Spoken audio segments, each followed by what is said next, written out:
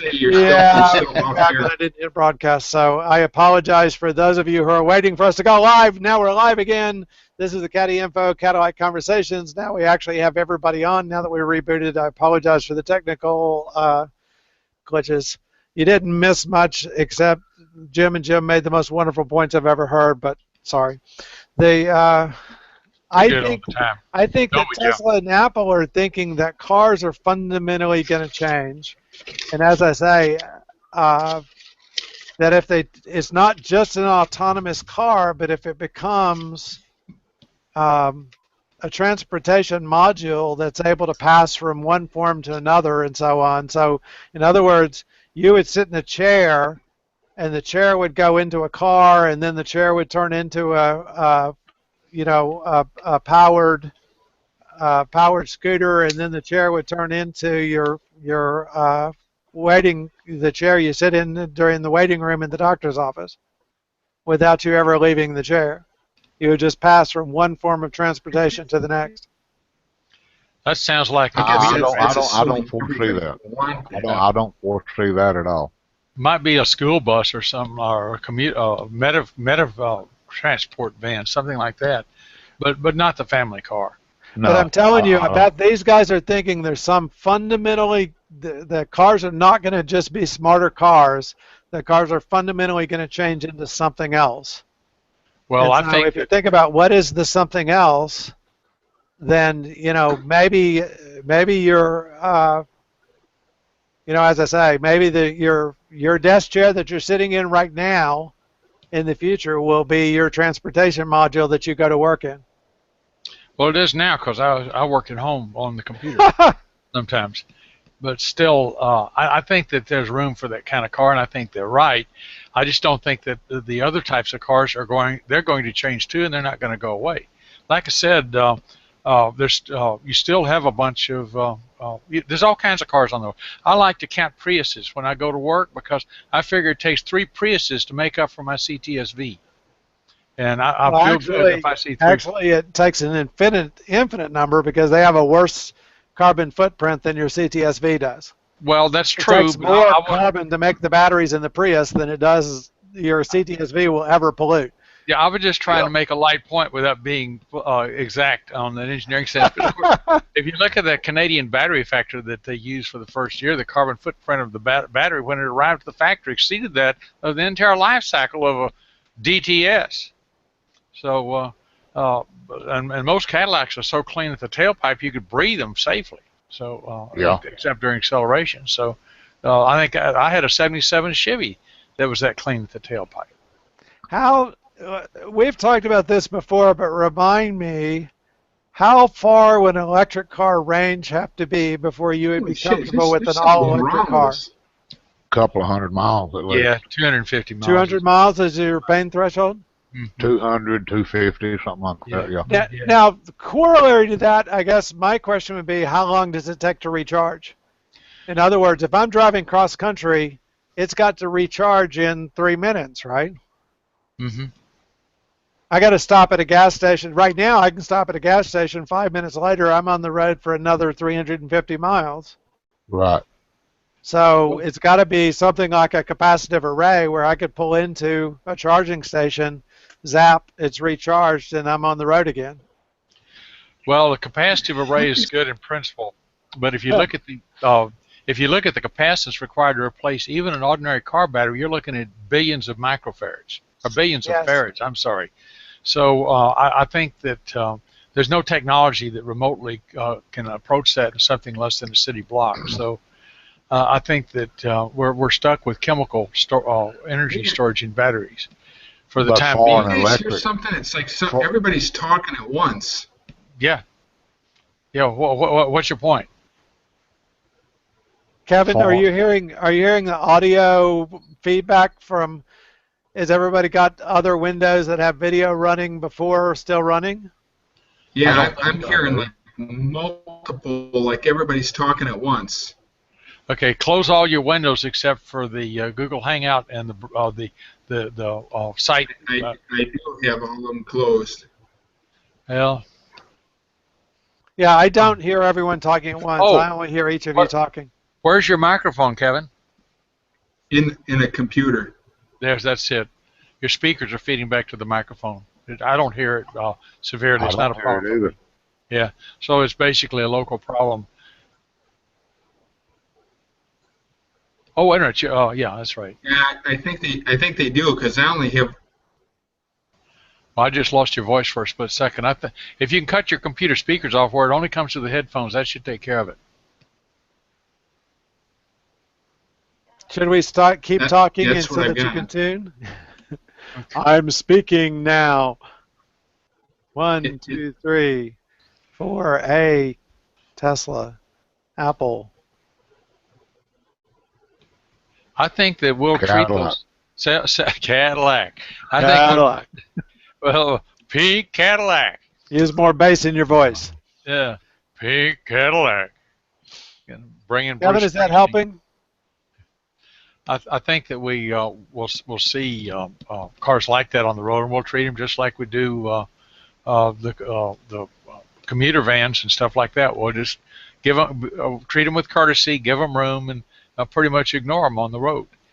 Now, will the very first place where that really makes sense be semi-tractor trailers will all become robots? I think that's dangerous because of the mass murder that can be accomplished by a software problem. So I think that you may see driverless ones, but there's going to be someone assigned to, like a drone. There's going to be a control, and if that link is lost, they'll simply pull over or something.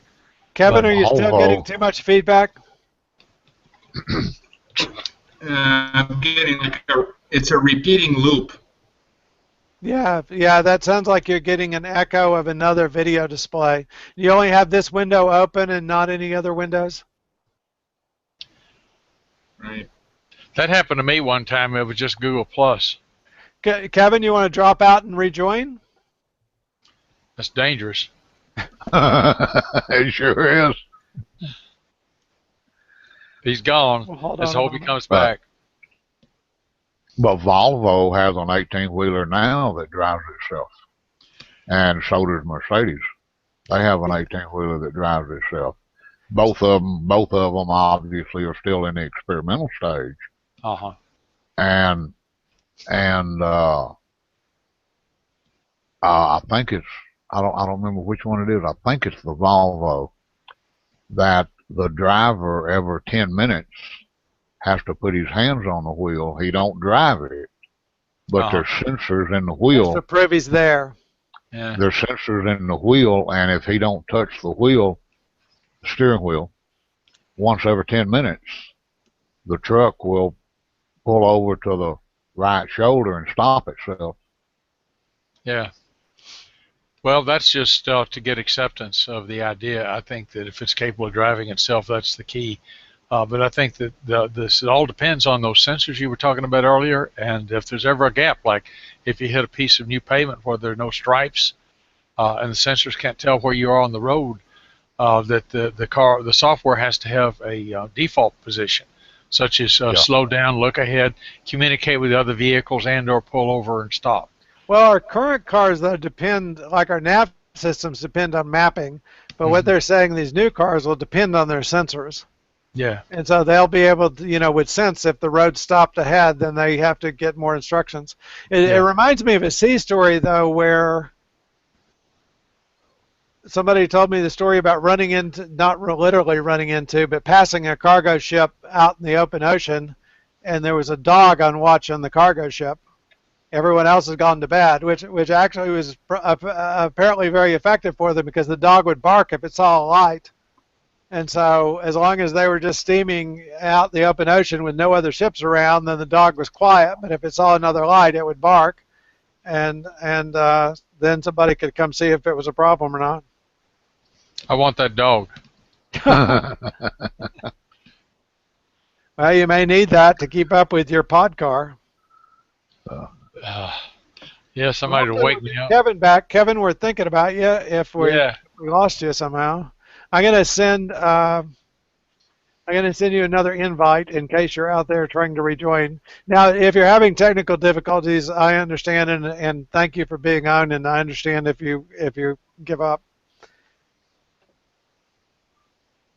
Well, I wouldn't understand if he gave up. I stayed. It took me 25 minutes, but I got on. I did too. I was here before 7:30. Yeah, Well, me too. yeah, we started at 7:17 or so, and it was a magical moment because, and there's Hey. Kevin. There's Is that any Kevin. better? Oh, it was like Groundhog Day. It was like this repeating loop. It's like it kept going around and around, and I'd say, yeah, there's this echo, and Jim Hi, kept saying Kevin. the same thing. Yeah, Yeah, you know the joke is that's Hi, Kevin. how the voices in my head sound. Is what you're. Hi, Kevin. I tell you, I hate it when the voices in my head get into an argument with each other. Oh, Exactly. That really hate gets when that irritating. happens. Yeah. Mm. I hate it when That's that happens. Particularly when they're the both definition wrong. of crazy, isn't it? No, they're crazy when they're both right, but they disagree. That's when you're crazy. Yeah. Okay, one of the speed tests that I didn't care for the way they ran the tests, but it was interesting because they took a number of models and suggested what their top speed might be. And the 556 horsepower CTSV, like Jim's car, they said had a top speed of 179. Now, I don't know that I've seen Cadillac publish what the top speed of the current generation CTSV. Famously, they have said the next generation CTSV with 640 horsepower will go 200. Now it has slightly different aerodynamics. The first, well, my gen's CTSV has been clocked at 195, and one of them was at 200 on a closed course measured. So 179 is probably, I think pretty Sauce. safe. Pretty safe. Yeah. Yeah. So Yeah, you think yeah. the current generation CTSVs have been clocked at over 190? Oh yeah. Mine makes- will do 75. Yeah. 175. Oh, you said it's just 75? Yeah, Mine mine will will do do 70. 75. Yours would do Mine- 75 in a turn lane. At least. Yeah. My 64 Chevrolet do 75 in low gear. Yeah, my son's Austin will not do 75, sadly enough. But Mm. so you think 190 for the current CTSV? See, I was wondering that when I remember the 2004 to 2006 models, they said 163. So yeah, I'd have to believe that since yours has 240 more horsepower, that it would do something more than 169. Well, you can't use the simple drag equation. You can say that No, the because drag, it's a proportional velocity squared, and that's only valid over short increments, and it assumes laminar flow, Yeah. which most cars don't have. I have no idea. I've never had mine. Well, I'm not going to say how fast I've had it, but the fastest I've had it, it was not on purpose. Let's put it that way. So I was already on the brakes by the time I spotted the speedometer needle. So I really The speedometer needle or the cop? no. Well, I've never had a problem with the cops in that car. But I remember once coming back from Tennessee. Then there was 2 lanes on the interstate, and there were heavy crosswinds. This 18-wheeler had one of those fabric trailers, and he was having trouble holding it. So I got up behind him about a car length and went. Then I just nailed it to clear him as quickly as possible. A, to minimize my exposure. B, to avoid the buffeting that might come from him, and C, to avoid the buffeting that might come from me to him. And it was over 100 when I came around the other side of him. I was behind him about 50, 60, I forget. And hello, Tammy. Well, the first. Now- the first. Anyway, I was on the brake, and so and I don't even know what gear was in. I wasn't in sport mode or anything. Kevin, go ahead. Yes. Well, I was just going to say that the first Northstar I drove with the company I used to work for made all the shift mechanisms, and we had a 98 STS, and that didn't have a speed limiter. And we were going to one of our sister plants up north, and I took that car. We had on a loan from GM, and I had that thing up to 146. And these guys were with me, were giving me some crap about, oh, this is an old man's car, and I trumped it. And the guy that was right in the passenger side, he about shit his pants. Oh, He says, how fast are you going? I says, it's 143 and it's still clean. He says, well, what are you going to do if there's a cop coming? I said, do you think I'm going to stop? So after that, I said, I'm going to have to get one of these. You know what a cop does when he sees a car going the other way at well over 100 miles an hour? Well, he just lets him go. His radio. Yeah, radio. Now, I did see a citation that Jim is correct that the previous generation CTSV with the manual transmission was rated for 191. 191 miles an hour top speed, you know, all under the right conditions and so on. So certainly that makes Cadillac's claim of 200 miles an hour for the new car seem well within reason, given that it has another 84 horsepower. Well, I think I'd have to put more air in the tires and wash my car to get 200. I think. Or any of the multiple mods available. It's not that hard to get yours up to 640 horsepower and match the 200 miles an hour. But yours is an automatic, and I guess the automatics aren't the manual. For some reason, they were citing the manual transmission versus the automatic transmission. So I'm not sure if because of the gearing, the automatic may run out of steam too soon. I don't know about the gearing. Also, I'm not absolutely certain that mine has a TCC. If it's got a TCC, there's a minimum amount of extra loss in the transmission in high gear at speed. But if it does not have a TCC, that's going to cost it at least 5 or 10 mile an hour. Oh, if it's got a viscous torque converter clutch. Well, some kind of torque converter clutch, preferably a real clutch like the later 4T80Es. But the viscous is always going to have some loss. Yeah. But yeah. Yeah, you're going to have loss. Yeah, I don't think they use the viscous converters anymore. No, ain't nobody using those. They had a reliability problem too. Now my first DTS. My first DTS, it wouldn't do but 130, but it had a speed limiter on it. Well, you were driving it really well because the limiter's at 125. No, the limiter on my first DTS was at even 130 exact. Not 129, not 131. It was at 130. Okay, it burned when my garage caught on fire. Oh no! And I bought another new one. I bought another brand new one, just like the one that burned up. Yeah. And one day, just by accident, of course, it hit the speed limiter, but it was at 123 instead of 130. The previous one was 130. The new one I just bought, it was at 123. What rating of tires were on that car?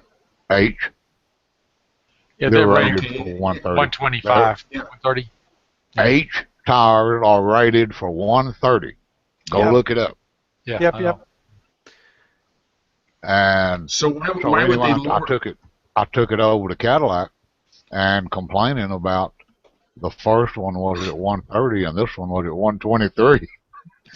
So what was the result of that conversation? I tried to get them to raise it, and of course they refused and said I wasn't supposed to be driving it that way anyway.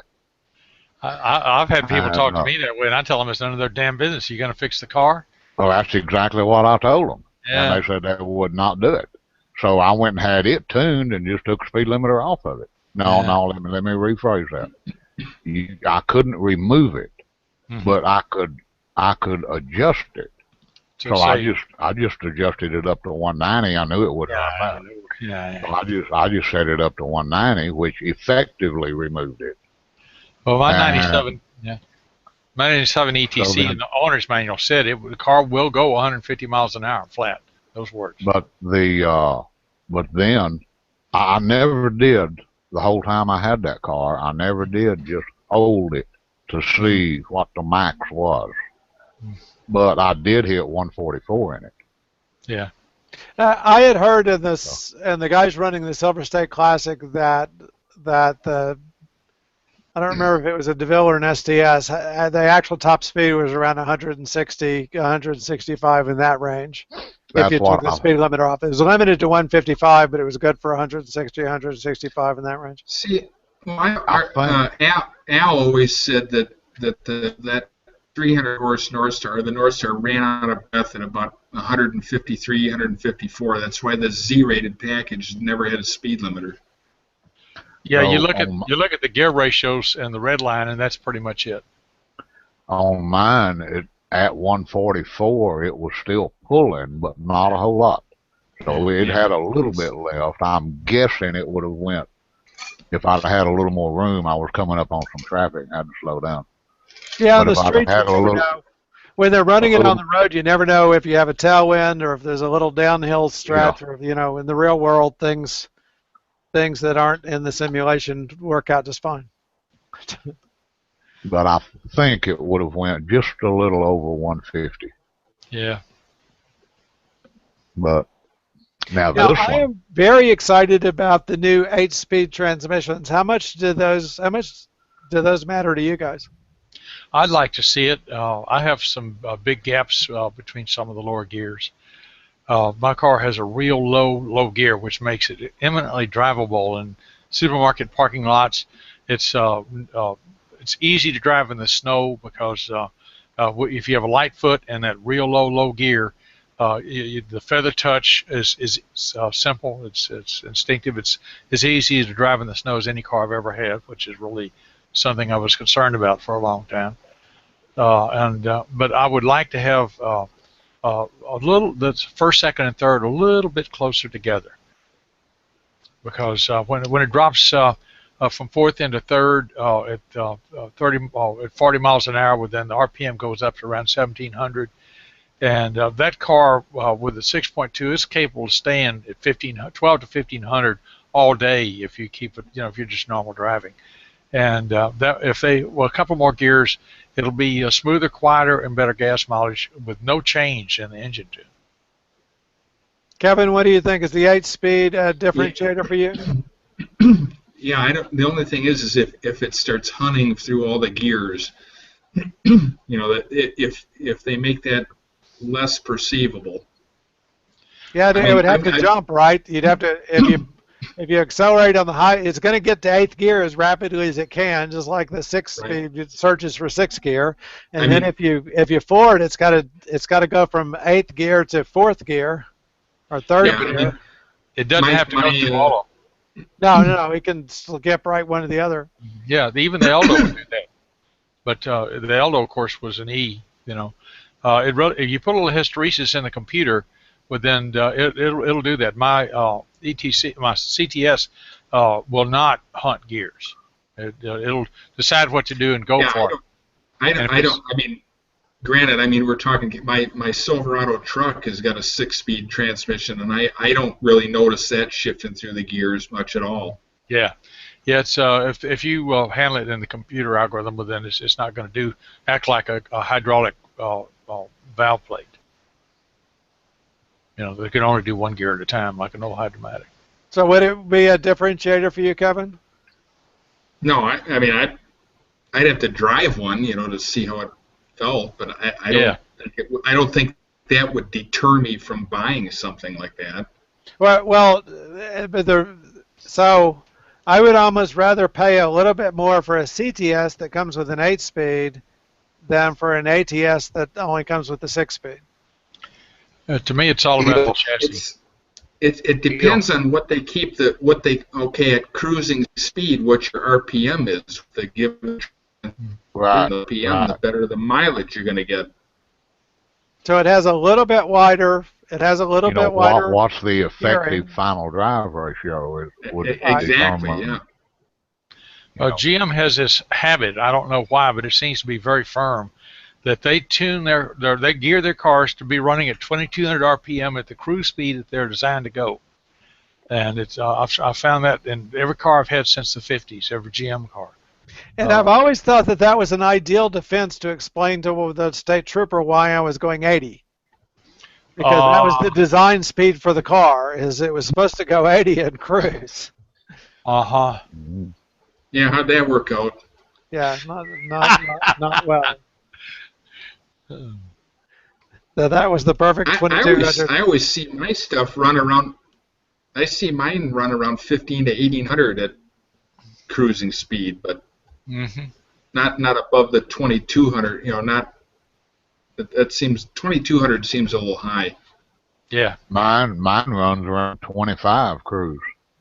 Well, that's you Well, cruising. yeah, but you're getting No, that's it's got the 373 yeah, gears in it. yeah. Oh, No, they're Your saying you're cruise is set cruising at too 100. fast.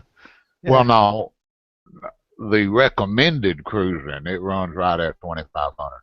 I usually have it around 31. Hmm.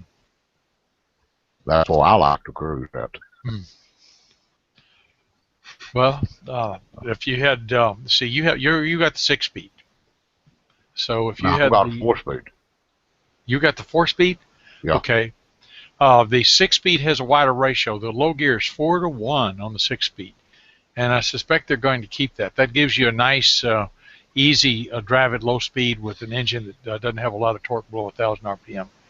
Although the supercharged engine does, it just because it's got the supercharger, it doesn't need any overlap on the cam and stuff, and it's conservatively tuned. But I think that you can use a higher gear ratio and still have the performance. You just need to be able to shift in a hurry.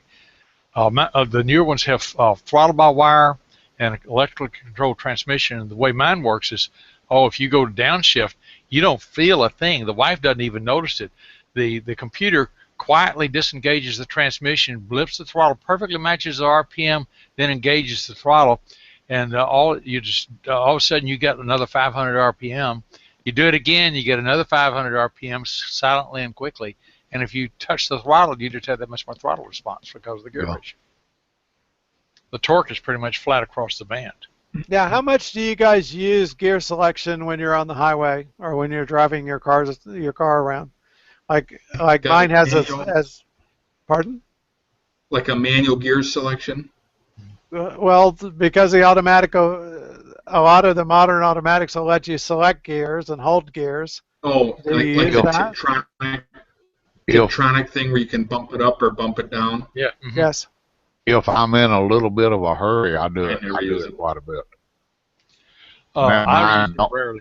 don't have the steering wheel controls. I have to use the actual shift lever. The actual, 1, 2, 3 drive and all that. A lot of people prefer that.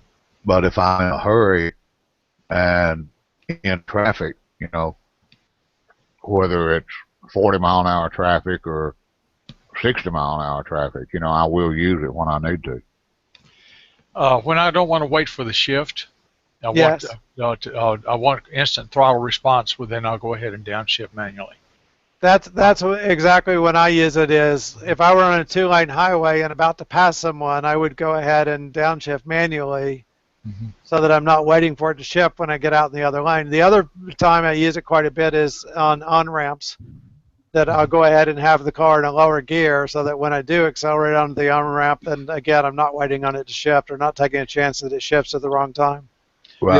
The only time I ever use that is just blowing the carbon out and putting it in 2 and running it up to 70 or whatever. That's Right. all I ever. There's a problem you can have too if you just rope on it with the V. It can go to the gear that puts the most power to the road and then break it loose, and then it'll upshift, and that's a double delay. The downshift to the extra gear, and then the upshift when it wants to reduce the torque to get traction. Right. So And so you can avoid that by kind of locking it in gear ahead of time. Yeah. And you also have more control because you know what gear it's in, you know where you're at, so it's just basically better control. So if Cadillac does bring a 300-mile range small Cadillac, do you think how many of those do you think they would sell? Depends on the price and the configuration. I think they do need a 4-door, and they need to make a grocery getter out of it. A 250-mile range for the grocery getter that recharges in 4 hours in the garage is great. Now, let me put a bug in your ear.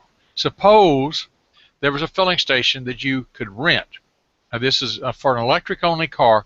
You rent something that takes up one passenger position, uses like 2 gallons of gas, and hooks to a terminal, and all of a sudden there's your backup mode. If you run your battery dead, you can't wait for 2 hours to charge your battery or an hour. You get one of these things, and you have to give it back at the next gas station, but you plug it in, and you can keep going, and your battery charges.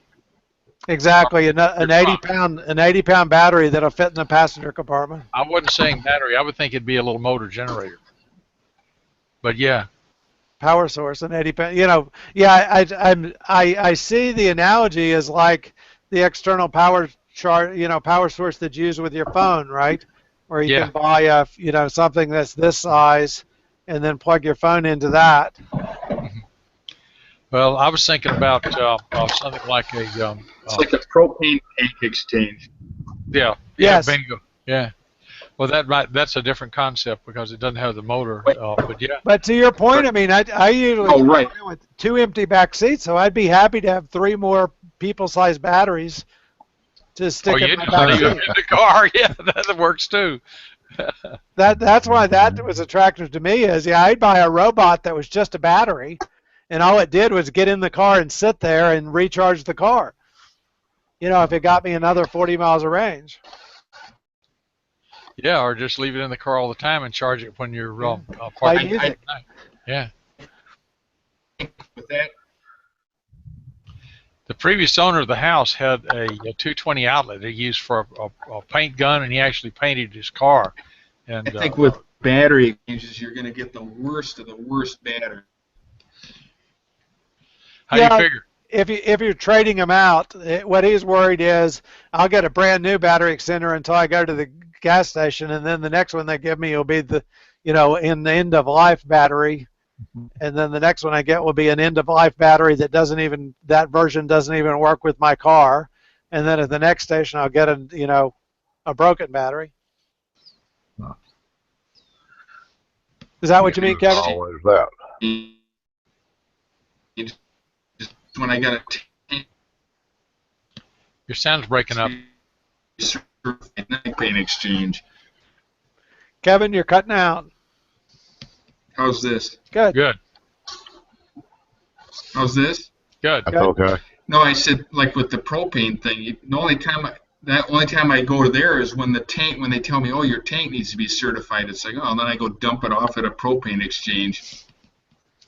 But that's what you get. That's what you get with the batteries. You trade the tank and everything, and they give you another propane tank, and you don't care the quality of the tank because it's just a tank.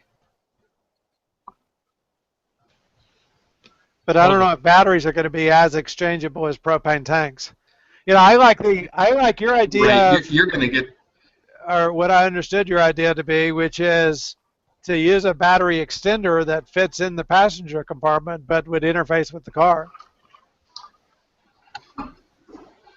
I mean, I would use that with a Volt, right? If I could plug in another 200, another 10 miles range in the back seat, then that would be an addition to the Volt. So what all GM needs to do is they need an outlet I can plug in a battery extender to put in the trunk. Well, I was thinking about a little motor generator you could put in the trunk that would keep you going and/or charge your battery till you got to the next station. But then you got fumes, right? It'd have to be It'd have to be vented. You just have to have the part of the hookup would be electrical, and then part of it would be air in and exhaust out. It'd have or a fuel cell that just gives off water, right? Well, you're thinking of a battery, and I'm thinking of a motor generator. But yeah. Whatever you put in there, it's going to have to be fully accommodated in the design of the car. Yep. Kevin, I'm sorry if we lost you. If you can still hear us, we see your blue icons up, but we're not getting video or audio. Guys, we're about done. We ran. I hear you. Oh, good. So I'm going to wrap up. Thanks for being on through our technical difficulties. and for coming and going as much as needed in order for us to have a chat tonight. This is our CaddyInfo Cadillac Conversations. We do these on Thursday nights. If you ever want to be on live, then contact me, Bruce Nunnally, on Google Plus, and we'll try and get you aligned. On the caddyinfo.com, CADDYINFO, CADDYINFO.com, CaddyInfo. In the forums, we also advertise these and give the link so that it's easy to find your way back here to Google Plus sometimes. Kevin, if you can still hear us, any last words? No, I think I'm ready to sign off. Good night, guys. Night. Good night, Kevin. You're special as a flashing blue dot. So, Texas Jim, anything else you want to share? No, Don't reckon. I'm about done. Good. Cadillac Jim? I'm great. I'm fine. Guys, thanks for being on. I apologize for the technology, but we'll try. We'll continue. We'll soldier on again next week. Hold on, I'll hit stop Nothing you can broadcast. do about it.